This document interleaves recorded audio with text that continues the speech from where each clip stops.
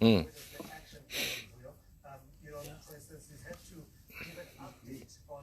Now, yeah. He's busy. No, thank you. I'm going to give you some Rebecca. Carl, is it on?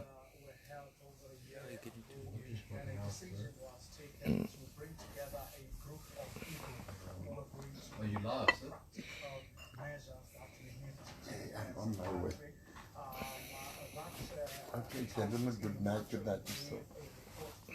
Yes, sir, yes. Okay, good evening all.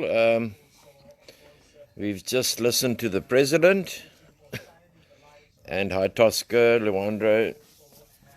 We've just listened to the President and Alma. How's it, my brew? I'll get back to you tomorrow about you sharing. Barbie, good evening to you. After the President's speech, we obviously know where we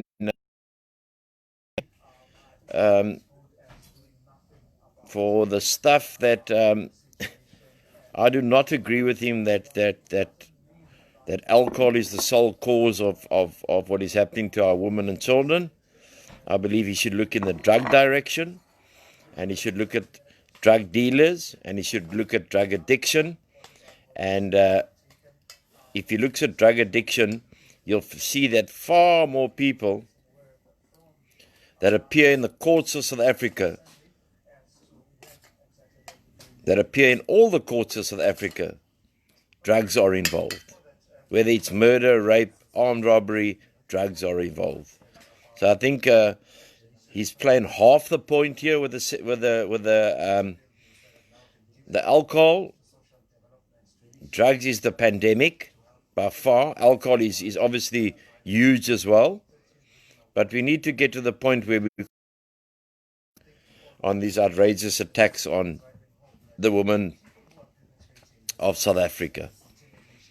The President obviously didn't satisfy all the cigarette smokers,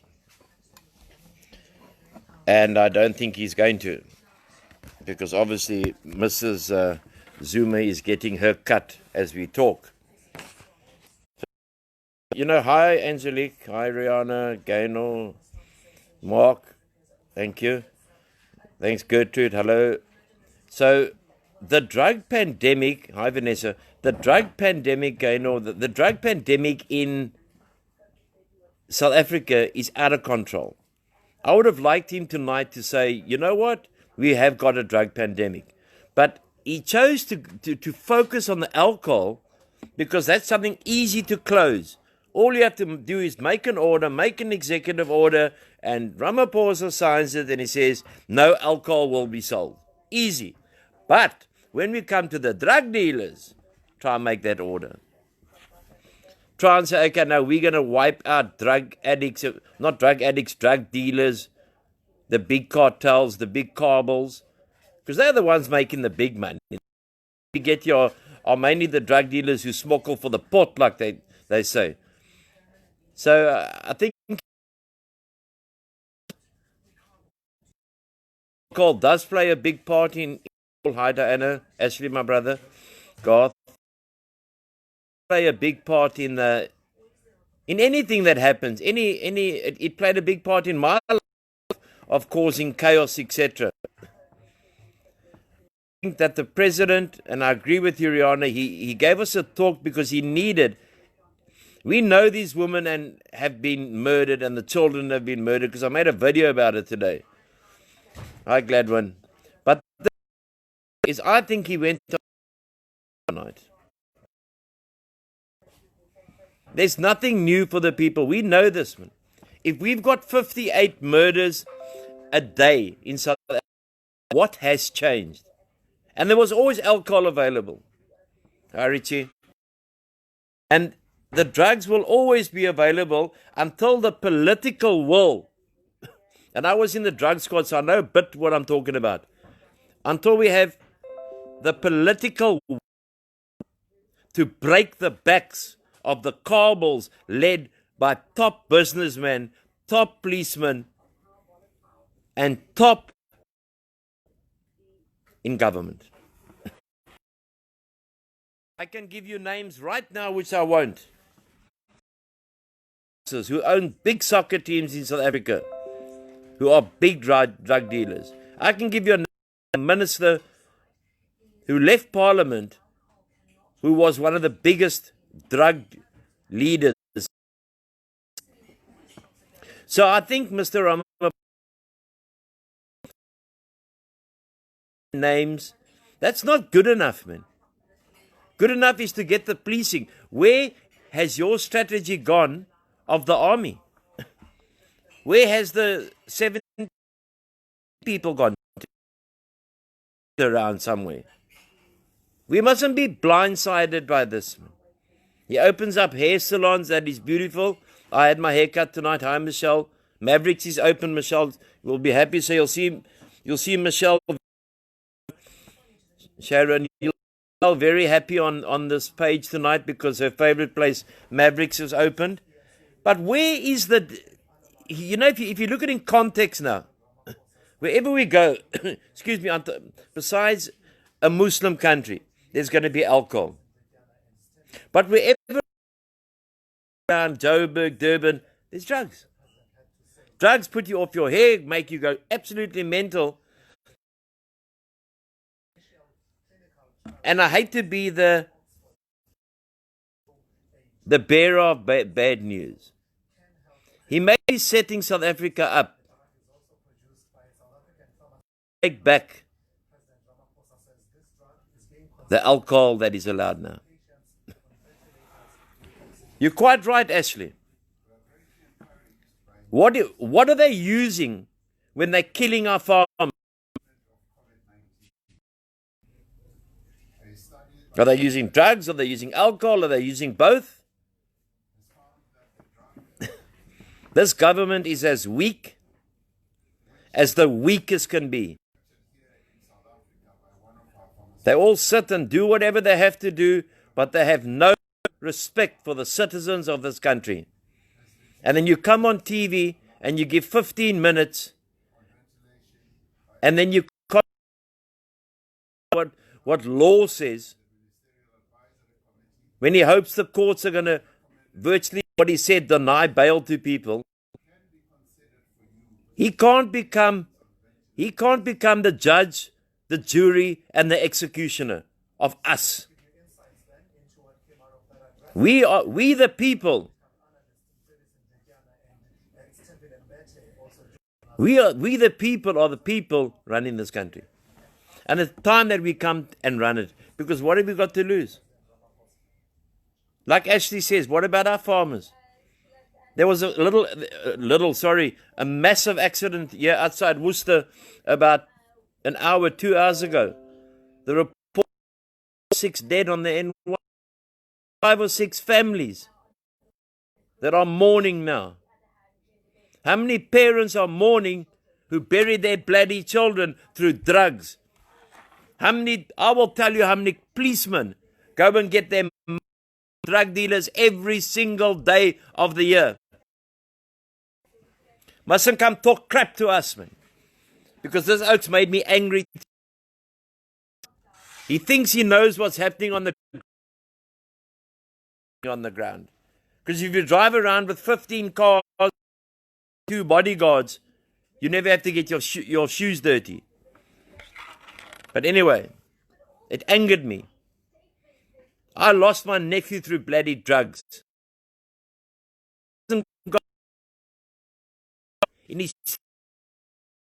Well, you know what? We've got a drug pandemic, and we've had a drug pandemic since I was in the drug squad. Don't come talk nonsense to us, man. We're grown-up people. He who's outside was already a good part of his journey behind him. Hi, Jackie.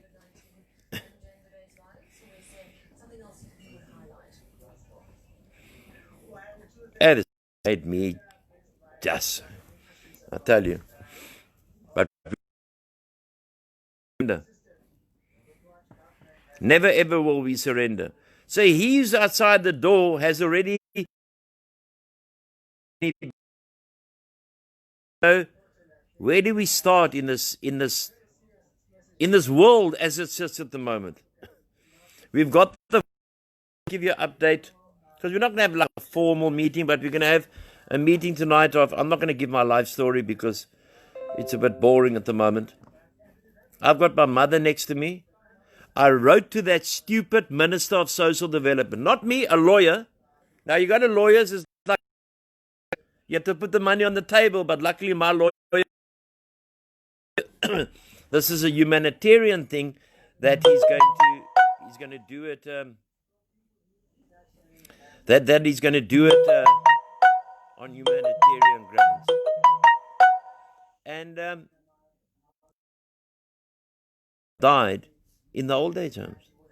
But the Minister of Social Development, he was Zulu. I don't know where she's educated. Bristol. Didn't have the courtesy to reply to our lawyers and the advocate. They write the letter all protocol, etc. She doesn't have the decency to write back to our advocate or my lawyer and say, you know what? You can take your mother out or you can't take your mother out. Then we had to go further letters, then we had to go in between everything. Eventually it's a whole big saga. Involved, I must get the advocate involved, and I get my mom out of that bloody place. And what have we seen in the last 3 days? How many people are dying in old age homes? Sick, who can't get into doctors. Quite right, Nick and Richard. Those people who can't see their loved ones. Okay, just hang on, Richie. I'll try to do that. Where's it gone? Okay, Richie, I've done that. I don't know why it's lagging. It's probably all the people that are on my Wi-Fi here at the farm. So I think I'll have to change the password tonight. Because that's how we roll, Richie. You see, so in life, the decisions that we make is much like addiction. The decisions that we make, we have to decide, are we going to live with these decisions? Is it a decision from the heart? Or is it a decision just from the head? Or a decision that we want to become popular or famous, etc.? Or we thinking about, if I don't stand for something, I'm going to fall for everything. And we must always speak on behalf of the voiceless. We must always speak on behalf of people that are not going to be heard. People that may not even have airtime. Is that better, Richie? People who may not have airtime. People who are just in their flats or in their homes, lost, broken. And the world just goes on while our children get addicted. You know, I saw today as well that I went through to Stellenbosch and I went to a lovely farm to go and see a parent of a member here. And I looked at this house and what a beautiful home he's got. And he's got about 30 dogs and it's a beautiful farm. It's unbelievable. And you think to yourself, why would the son throw that up? Because we suffer from an illness. But we also suffer from the disease of loneliness. And we suffer from the disease of choice. What is my choice tonight? More people are dying every day. Mental health, drugs, and alcohol. But don't discount the other two. Don't discount mental health and discount drugs because alcohol fits your narrative, Mr. Ramaphosa. Because like I said, it's easy to close a bottle store. Okay. Okay. Let's get a bit of recovery here. Curtis has come in. He's been to McDonald's because, mashallah, I wasn't interested in chicken wings tonight. So I'm going to eat McDonald's. Hi, Claire. Vanessa, everyone, okay. All right, so let's just get to. Sorry it was about the lagging, but Kurt, we must make a plan and change this password here because this thing is lagging. So they're obviously abusing my. Hi, Sarah. Wi-Fi. Developing healthy tolerance.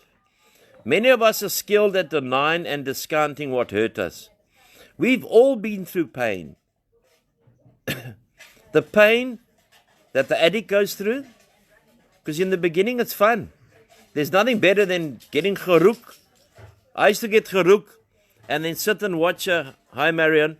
I used to get gerook and sit and watch Table Mountain after smoking a slow boat. And hey,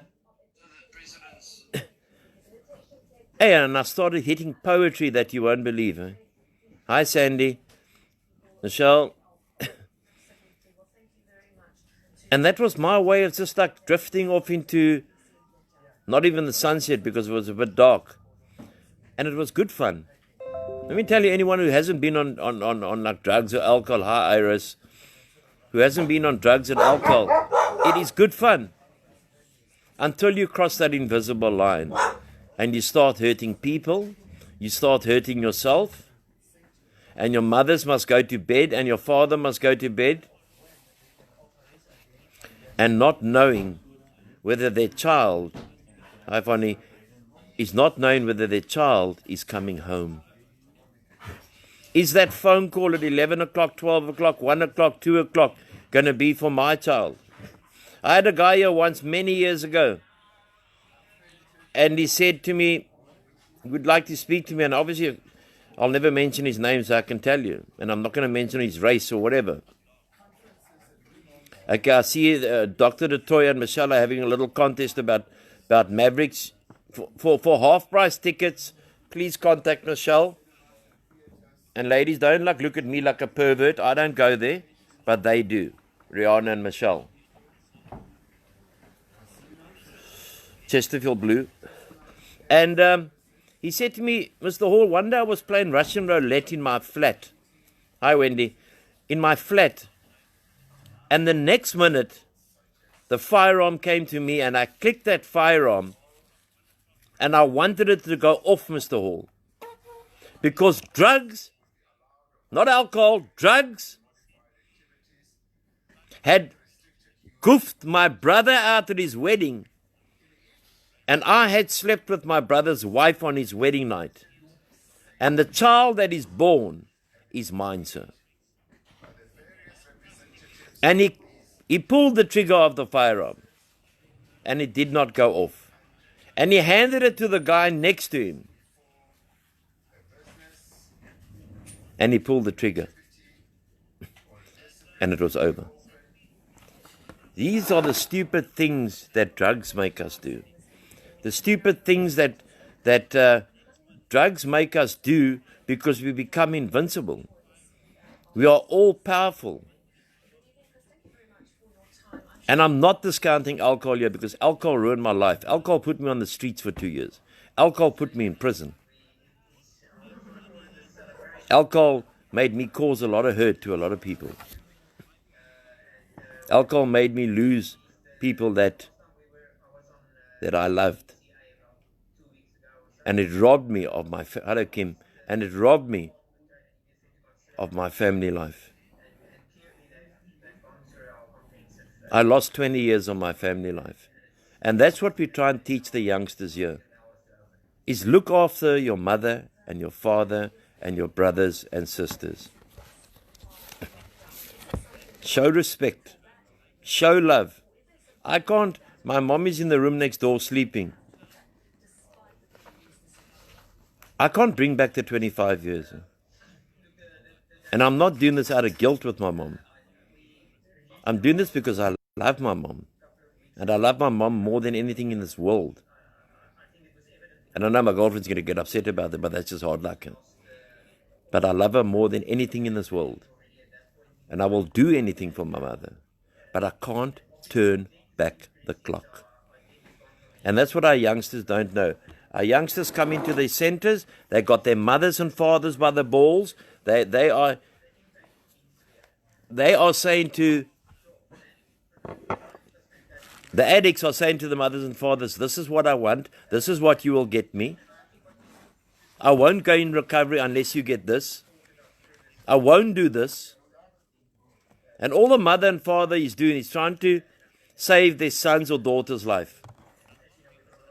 I've seen people who've come into this center, who've gone out here against our advice, that have lost their lives. This is not a game we're playing here. But we need to have the fun as well. When you find a new life, then you start going, I don't need a president in my life to tell me what to do, man. I'm sorry, but that's just me. God is in our lives, the Bible is in our lives. For those who don't believe, good luck to you too. But there is the instructions of life. I know what alcohol and drugs do. I know the viciousness of it. But don't just take one part that you can control by a key and a lock. But you cannot control the drug dealers of this country. Because I'm afraid to say, who sponsored the groups that wanted to take over this country many years ago? The drug dealers. And that I'll tell you because I was in the drug squad. I'm not sucking that out of any thumb. Many of us skilled at denying and discounting what hurt us. Parents go to bed in pain. Mothers ask me, what did I do to my child? Where did I go wrong? That didn't go wrong, mothers. My mom didn't go wrong. All my mom did was love me. I went wrong. And in the beginning, it's a choice. But it's a choice with a bit of an angle because you think, okay, well, everyone's having a drink. Everyone is having a slow boat, especially in my time. Not that I'm that old, but like, let's just get real here. And you smoke a joint, but when it gets to the point of smoking it and then going on to alcohol, hello, Louis, and then going more and more and more and crossing the invisible line, there's no going back. That's where the pain comes in. That's where the heartache comes in. Mothers and fathers who think their children are going to rave parties to eat popcorn, catch a wake up. I'm not here to be popular. I'm not here to impress. I'm trying to help people because we've been down that road. I know that road. And it's not a road that I took in the end by choice. You go to rave parties and you go to these vortex or whatever you call it for drugs. That's why you go there. Unless Richie went there for popcorn. We may endure a particular situation, telling ourselves repeatedly it's not bad. I used to promise my mom, hey mom, this is the last one, the last binge, I'm over the toilet seat getting sick, and I lost like about 15 sets of teeth in a very short space of time. Mom, I'll never, and then I used to say, God, please just give me this one break. God, if you can get me through this hangover, get me through this anxiety, I'll never drink again. I'll never drink in my life again. 2, 3, 4 days later, when the body feels well again, what do? I start drinking. Forgetting where I come from. I was 25 years old when I went into recovery. I got to 2.5 years sober, and I thought I knew everything. But when I knew all the answers, they changed every single question. And I had to learn the hard way. The last 17 years of my drinking and drugging were the ones that took me to the streets of South Africa, that took me to the prisons of South Africa. That's all I could do. It wasn't the beginning. My life hadn't become totally unmanageable yet. We shouldn't be so demanding. Us addicts are very demanding. We're very manipulative. And in most of the times, dishonest. But we manipulate our parents to the point that our parents also become addicts. And that is on prescription drugs. Prescription drugs in this country is massive. Prescription drugs being used by mothers and fathers just to get a night's rest, or just to calm down, or just to have a bit of peace. Just put the TV down. I'm complaining here. Is massive. So there's a whole thing that goes with it. The pornography with the people with the cell phones today is massive. There's too much going around for our youngsters. It's a very scaring world for youngsters today. I've got a daughter of 15 years old, and it's a very scaring time. If something happens to her, or she decides to take drugs, she's not going to listen to her dad, because I never listened to my dad. And all my dad wanted was his son. I can tell you, every man that comes in here, all their mothers want and their fathers want is their son back. But what the sons want are different. They expect to go walk in to a place and go leave a rehab, become the CEO of Checkers, and drive a top-of-the-range BMW. Our children have become lazy. I'm not saying all children, don't get me wrong. But they've become lazy and entitled, and they know they've got mothers and fathers wrapped around their fingers. The boundaries that must be put in are the boundaries that suit the parents. If you're staying under the parents' roof, my dad often used to say that to me. My roof, my rules. And I joke with my mom now, and I say to her, Mom, my roof, my rules. And she just laughs. You know, coming to the point of something I had here, we fight and argue with ourselves, and that's us addicts. We have this constant battle between good and evil. We know what we're doing is wrong. We want to come right. We want to get to a point and say, you know what, I don't want to do this anymore. And then you get lured back to it, because it's the easier, softer way. Our parents and my parents tolerated too much from me. I remember going on when I was on the streets of South Africa. And in those days you had the tiki boxes, and I could phone my mom a reverse call. And I hear the operator speaking to my mom and saying, your son Anthony wants to speak to you. I don't want to take the call.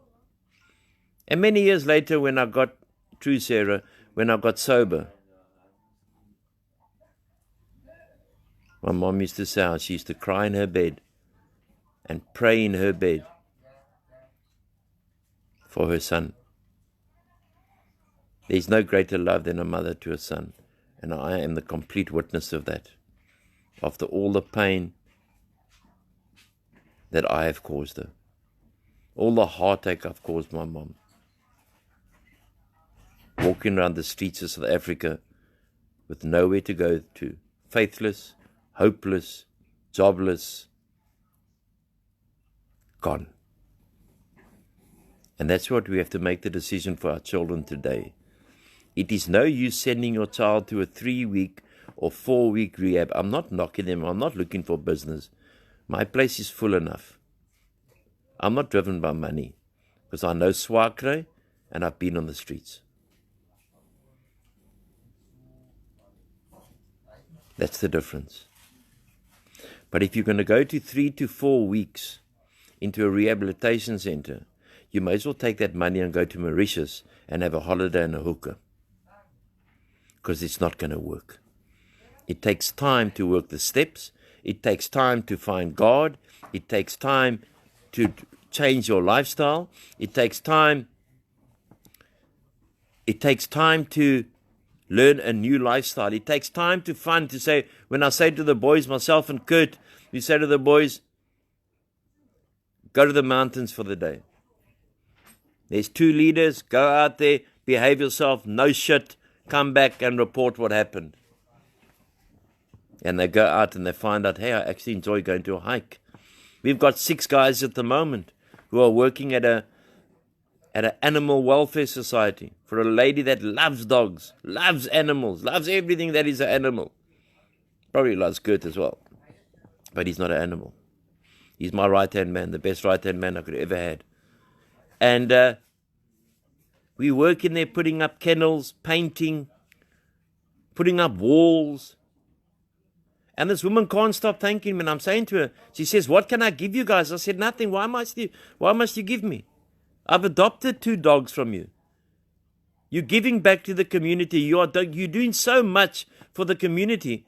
What can you pay me, ma'am? I want nothing. It's the way of showing that let's give back.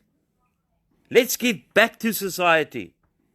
Let's give back to our parents. Let's give back to our brothers and sisters. Don't leave a rehab and suddenly realize, hey, hold it, I haven't got a car. Dad, I'm going to relapse if you don't give me a car. Dad, I want the latest cell phone now. Mom, let's go down the road here and get a nice contract for me, please. Because we're still playing the manipulation game while we are sober. Some of our behaviors are annoying, hurtful, and abusive. And there is no respite for the parents. And I don't know what I got into the topic of the parents tonight, because this wasn't even what I was going to talk about. But the parents of this country of South Africa are busy going through hell.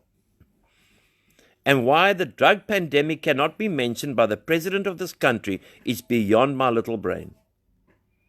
Mothers and fathers every single night, every single day, go through pain about their children. There are so many mothers and fathers who don't know where their children are. There are so many mothers and fathers, and there's one mother, Wendy, on this platform tonight, who you will hear very shortly from, who had to bury her beautiful daughter because of the drug pandemic. People say, yes, it's a choice. Yes, it is a choice. But so was AIDS, besides some bit of blood transfusions of that. Billions of rands were thrown into the AIDS pandemic. Why not the drug pandemic? Follow the money trail and then you'll find the answer. It's so simple. You know, the grace of the fellowship and the principles that we go on, we find sobriety a new life. We find, I find when I left school, and I spent 3 years in Standard 8, and they were the best 3 years of my life, and then I wrote Standard 9 because they couldn't put me through more, so, and then I wrote matric, and then they never wrote back. You know, when you open up the newspaper and you got the bottle of champagne, where's my name? Because I knew my name was not going to be there. They're like, no ways. Huh? I'm not like Rihanna Tator. He's got 19 A's. Can you imagine getting 19 A's? Like, cheapest. I got 3 A's on my Standard 9 report, and that was for the 3 days that I was absent at school. And it's okay. I don't mind having a Standard 7 certificate. But I encourage people to study, because you know what they say about studying and knowledge and all those kind of things. Just quickly before Kurt takes over, I am going to share my life story here one night, and I feel that I'm getting closer to sharing my life story. I don't often share it unless I go away or go to a school or I'll share a bit of it. I try to think of the good things now, the things that make me happy. Hanging on to old relationships. Now, a lot of oaks leave here and they want to go back to their chick. Now, their chick has already moved on, man. Or their chick thinks, okay, well, I'll wait for him. We want to travel baggage-free on this journey. It makes the trip easier. Some of the baggage we can let go of its lingering feelings. Sometimes we don't want to let go. We have unfinished business with our past relationships. An addict that goes into a recovery center, or an addict that stops and then goes to live with a a partner who's an addict, you don't have to work that one out. Because eventually it's going to happen. Eventually it's going to happen.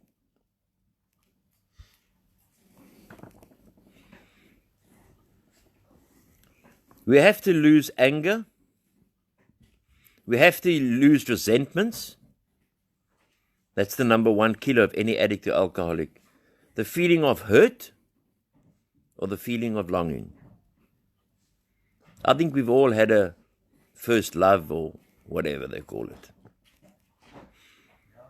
You know, when we break up with a girlfriend or a girlfriend breaks up with us, and then we're sitting at home and she used to drive a Toyota and she used to wear RAEL and her favorite magazine, or she worked at Edgar's, and then we'll sit and watch the TV and mom and dad will be there and we'll be sulking. My poor girl, she's gone, only 18 and 19 years old, you know what I mean? There's no other girls left. And eventually you see, hey, there's an Edgar's advert on the TV. The trane start. Then you walk into the mall the next day and you get this whiff of perfume. And you think, oh, my girl used to wear that perfume. Then you get in your car and you drive, and as you get to the four-way stop, there you look, and what's opposite you? The exact same Toyota that she drove. Then the trane loop more. And then one night you go and meet another chick. And then Edgar's can come up, the car can come up, the L'Oreal can come up, because that gets buried. We hold on as human beings. And when it comes to us alcoholics and addicts, we know what numbs us. It numbs us. Gone, broken. You know, so it's the same as when we, for the young boys here, I tell them here, how we treat our woman is dependent on how we want to have that woman treat us. The first night, I think you've heard this, but let me just tell you one. The first night you go there and you sit there with the uncle and you introduce yourself and you tell him you're such a nice guy. Meantime, you're stoned out of your bracket, man. But you keep in the pose. And the guy and the father thinks, hey, this is a nice guy for my daughter. But he got no respect. And then you go out and you come back and you walk her to the door, and the second day you just knock on the door and the uncle says, come in, my boy. He said, no, uncle, because you're dik geroek, man. Come inside. No, uncle, I can't. We're in a bit of a hurry. We've got an appointment. And she comes running down the stairs and she gets into the car. You still open the car door. The third date, you hooting in the car and stretching over and opening the passenger door. Because drugs and alcohol are more important than the way you treat a lady. And that's the unfortunate part. It may be time to open ourselves to the true lesson from the experiences we've had in life. It's maybe time, and for all the young men on this program here tonight, go to your mothers. When last have you gone and put your arms around your mother and said, thank you for cooking my food? When last did you go and put your arms around your father and say, thank you, Dad, for going for work so we could have a roof over our head and we can eat? When last have we done that? When last have we shown love to our people? If we just had to show 20% of the love we showed for alcohol and drugs to our parents, they would be the happiest people in the world. I remember many times my mother telling me, Anthony, I hope you die. I don't want to know you. I don't love you. Or I love you, but I don't like you. I remember plenty. I remember my mom mooring me over the head with hangers.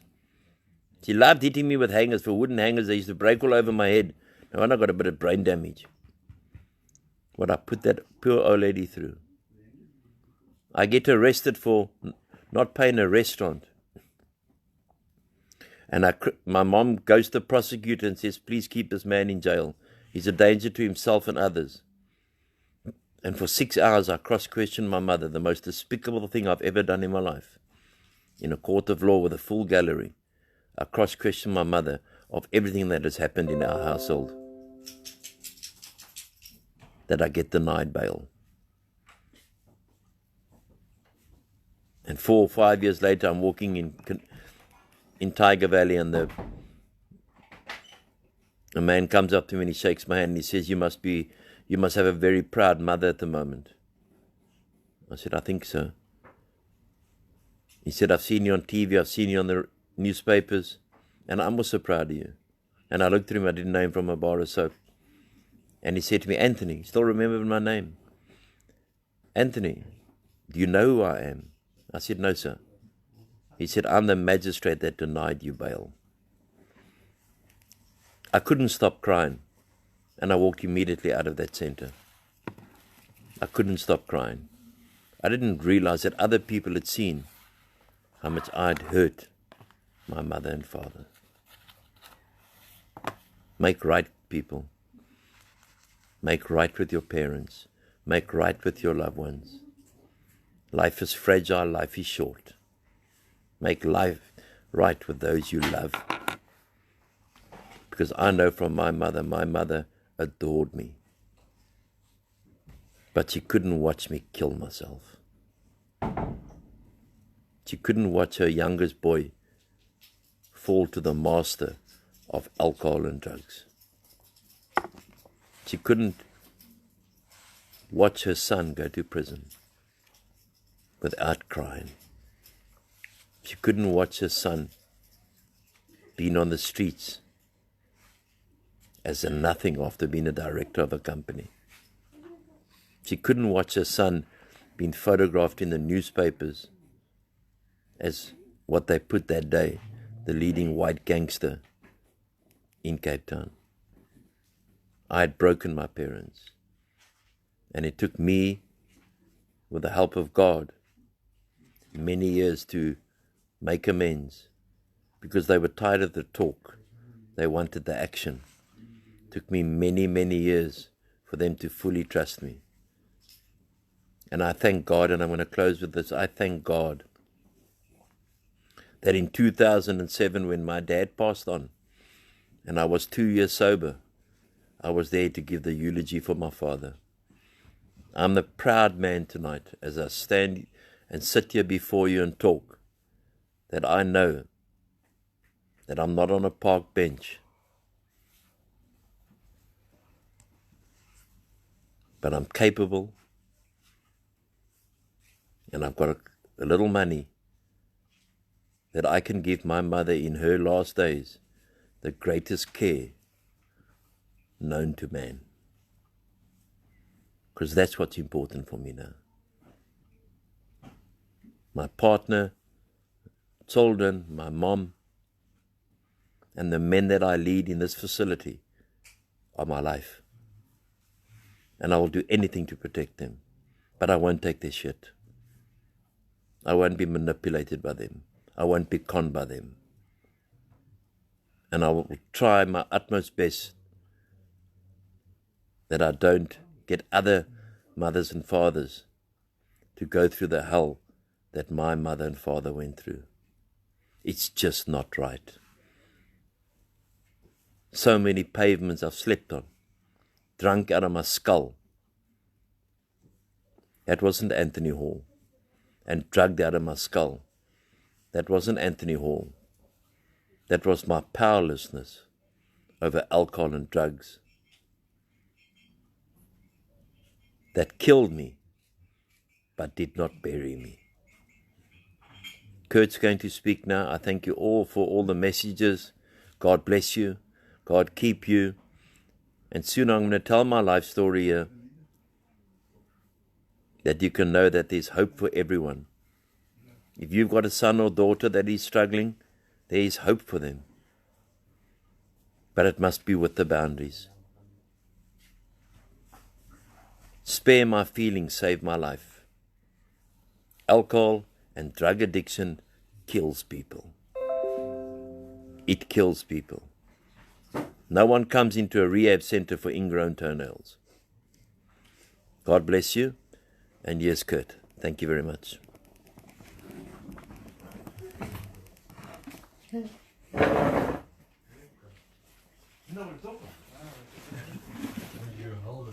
Good evening, all.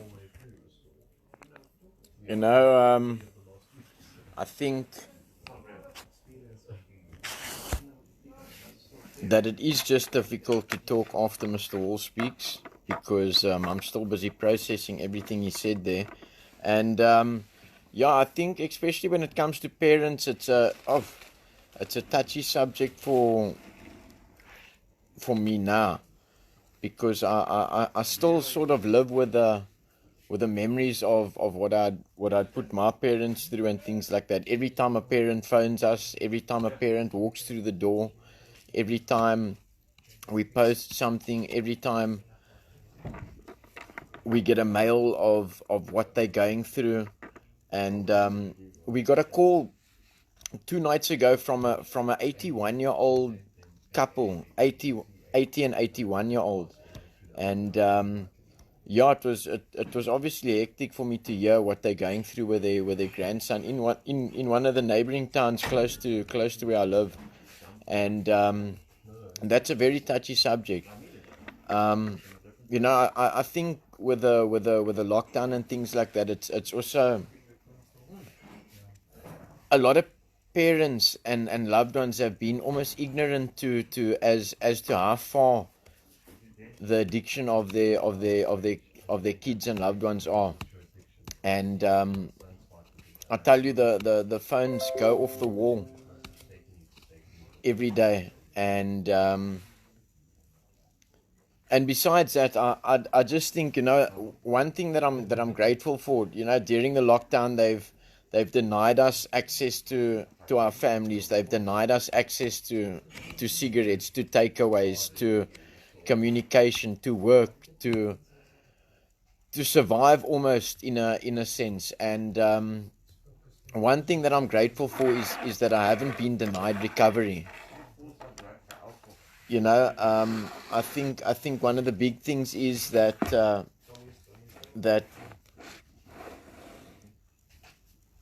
and one of the maybe big excuses that addicts and alcoholics use is they use the excuse of their past to recover. And we're gonna go as the meetings progress and we get good feedback about the message being carried by our viewers, you guys, that I'm also grateful for. We get great feedback that it reaches the people and things that it needs to. But you know, as I was saying, every decision of mine, sometimes it wasn't an outright decision, but every movement maybe of mine previously that I made and took was dictated by my addiction. I didn't want to miss all my family functions. I didn't want to miss all the times with the family when they went to places and things like that. But I was just in a place or position that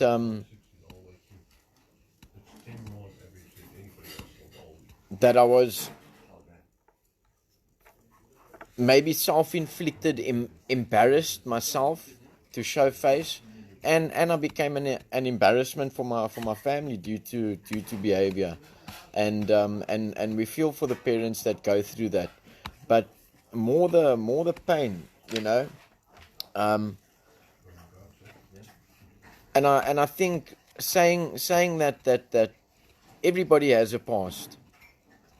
But we can't let the past dictate to us how our future is going to be. Because under any circumstance, anybody that has the capacity to be honest with themselves and still has a bit of breath in them. I've checked Oak's recovery here against all odds. I've seen Oak's come in here that I don't show my paranoia, but I've got like the ambulance and the doctor on speed dial, because I don't know.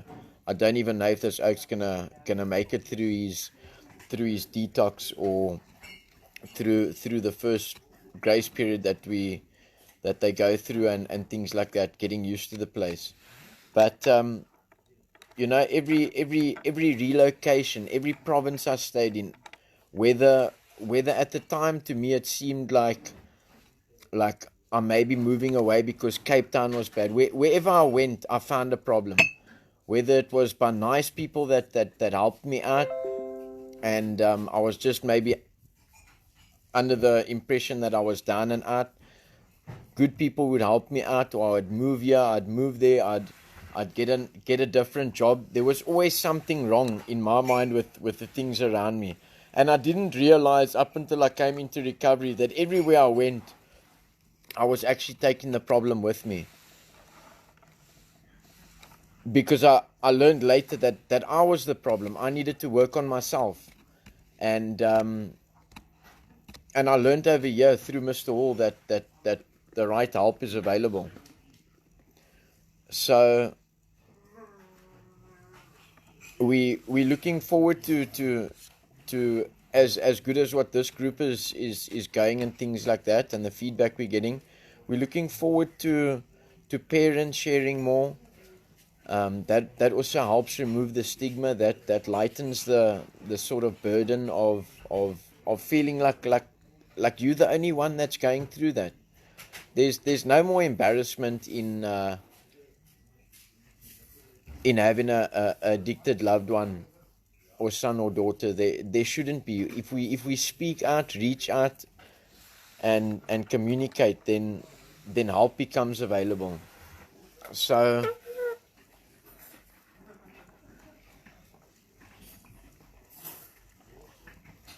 even though maybe in the beginning,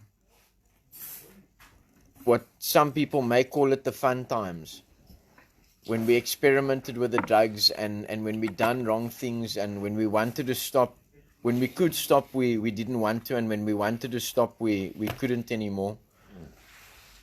Maybe in those times,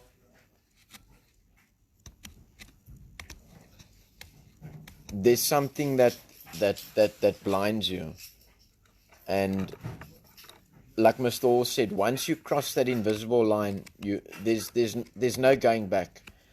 And it took me possibly from my first time 13 years ago when I entered recovery, it took me an extra 13 years to realize that I cannot have a social beer. I cannot have a social joint, or anything that is mind altering or mood altering. Because each time I tried, the result was chaos and destruction. And that's one of the biggest things that we teach here. And as the lockdown lifts, we're looking forward to obviously building self-esteem again, and things like that, like the guys that are giving back at Sandy's Eden. That is there's big results that we're seeing with those guys in the giving back and being of service, and getting out of their selfish, self-centered motives. So again, we just want to thank everybody tonight, and I want to implore the parents to really reach out, whether it's to each other, whether it's to us, because we believe as well that there's a massive lack of recovery stimulation outside there. There's a massive lack of answers. We even heard it from the doctor the other evening, that people's eyes are so close to addiction, and they believe sometimes that a person just wants to be like that. There has to be some kind of something wrong if you've had a great job, if you've had family, and you find yourself on the streets and continuing in that. So we just want to carry the message of hope that there is help out there, And thank you, Mr. Wall. That was a great recovery meeting, and we ask again, obviously, that you guys share and things like that, because we're getting big messages and things saying that, you know, that with the lockdown, people can't even have support group meetings, and that is what addicts and alcoholics need. That is what families need. Families need to reach out and stretch their hand, and then the hand will be stretched back. I think there's a saying that goes, when the student is ready, then the teacher will be available. So thank you all again for watching this evening. We'll see you tomorrow evening. We can't tell you what the topic will be yet, but it will be fellowship the way we are now. And things always pop up. There's always good questions that come up during the day that we answer. Sometimes it's just random that we speak, but we always get good feedback. So thank you all for joining us tonight, and thank you, Mr. Wall, that there's just a couple of extra families that can rest well tonight, knowing that their sons have got a place to be safe at, and that you are looking after. All right, so we'll see you all this tomorrow evening, this time at 8:30, and then we'll let you know during the day tomorrow who's sharing. Sorry, it's just lagging a little bit here as well. I can see my movements aren't so lekker. But anyways, okay, thank you all. God bless.